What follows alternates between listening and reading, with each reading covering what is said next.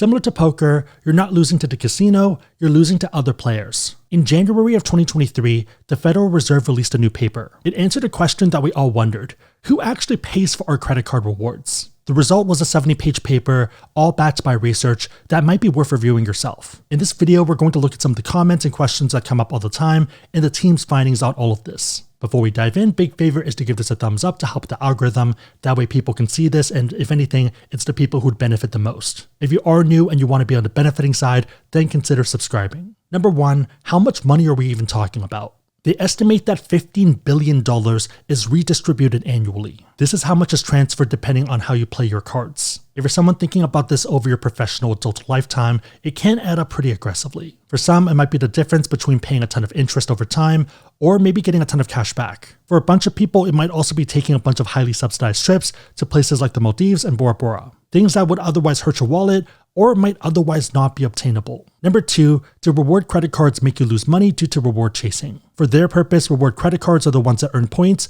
miles, or cash back. In contrast, classic cards are credit cards that don't earn rewards. We're also looking at the net rewards. So rewards minus interest paid minus total fees. For the most part, they also try to make it an apples to apples comparison. They're comparing reward cards versus classic cards in the same FICO and income percentiles, living in the same zip code, who have cards from the same bank. The findings here are interesting because it tells us that it's not about income, it's more about your financial sophistication, also known as your credit score, but we'll get into that. People with subprime scores below 660 and near prime between 660 and 720 get monthly net rewards that are on average 540 and 680 lower. The flip side of this looks pretty absurd. If you're someone with a prime credit score between 720 and 780 or a super prime above 780, you're getting monthly net rewards that are on average $7.03 higher or $16 higher. Put another way, the FICO score is a pretty good indicator whether you're likely to be winning or losing. High FICO cardholders are actually earning money with the use of reward cards, while low FICO cardholders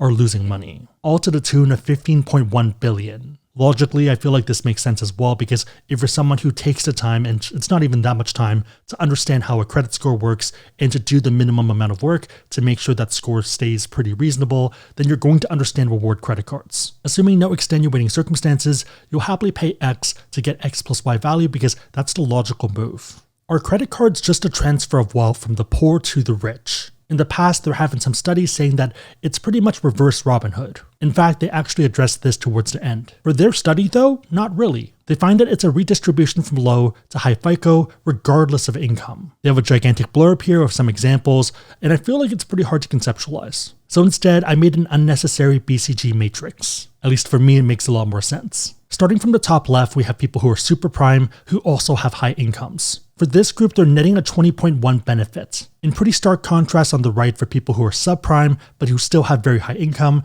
they're losing 1280. If anything, they're kind of feeding the next group. If you are someone with a great credit score, but maybe your income is a bit lower right now because you're still working your way up, then you're netting 9.7. In fact, you're kind of almost getting as much value as the people who are rich, but who don't have FICO scores are losing. Last group is people who are subprime, but who also have lower incomes. My guess here is that people in this group are actively avoiding credit cards. Looking at their chart, you do see the same information, that the people of high income but of low credit scores are the group that's paying for everyone else. Maybe it's not fair, but I do feel like it's pretty straightforward to be financially sophisticated in regards to your credit score. Call me crazy, but I'm a fan of a system that rewards people who are smart, who have great credit scores, but maybe don't make as much. If you do want to learn about cards, pretty much any card out there, and you want to support the channel, we do have links on the website, AskSebby.com, and down below in the description box. Make sure that the links are competitive, that the cards make sense for you, but otherwise, it is a huge way to support the channel, so thank you guys in advance. Number 4, isn't a credit score just a debt score? There's a pretty large cohort of people that believe that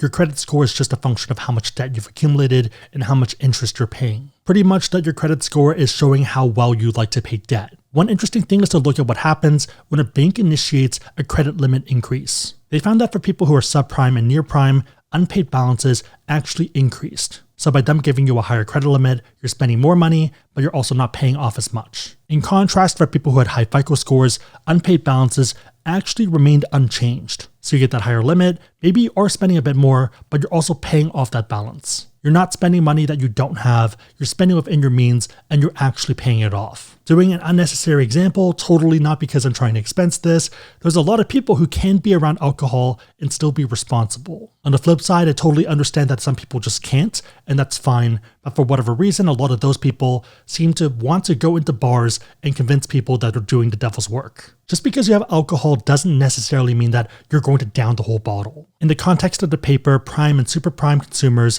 exhibit proportional increase in credit card payments. Main takeaway is that the FICO score is a pretty good proxy for financial sophistication. Okay, then how did the banks win in all of this? This is something I talk about a lot, so I'm glad that they have data backing this. For people who are subprime, 60% of the bank's money comes from interest income. For super prime though, 80% comes from interchange fees. Interchange fees are when you use the card and the merchant ends up paying for that service. If you go to the Apple Store to buy a phone, when you use a credit card to pay, Apple has to pay a fee. In fact, people who have good credit scores generally don't pay interest. Also, APRs tend to be lower for reward credit cards and for people with higher credit scores. In the context of reward cards, banks are profiting the most from lower credit score users. In a lot of communities, it's perceived that the banks are pretty much the casinos and the ones winning, while the consumers are the ones using slot machines and playing blackjack without any edge and basically losing. In the short term, maybe you're getting a good vacation, but long term, you're going to definitely lose. In reality, it's probably closer to poker. The bank or the casino still takes a rake, they make money from that transaction, but you're sitting down at the table with other players. In poker, you're not losing to the casino unless everyone at the table is at the same skill level, you're losing to other players. Your long-term success is based off how you play, rather than a given house edge where the expected value is negative. Hopefully that makes sense for people who don't gamble, but yeah, there's not an expectation that you're losing. From all of this, we have 3 key takeaways. Number 1, credit cards are a redistribution from naive to sophisticated consumers. I feel like this is something that we already knew, but it's nice to quantify it. Number 2, it's not about income as much as your FICO score. There have been some prior studies that we've covered that talk about how credit cards punish people who are poor because they don't have access to credit cards. Pretty much the idea that interchange fees fund rewards. In order for the credit card to give you rewards, they're charging an interchange fee to the merchant being the stores that you shop from. The idea is that the merchant ends up getting more sales and also consumer information. As a lot of people I've kind of seen recently, in order to account for this increased cost, they also increase the cost of the goods. So instead of charging you, let's say $2,000,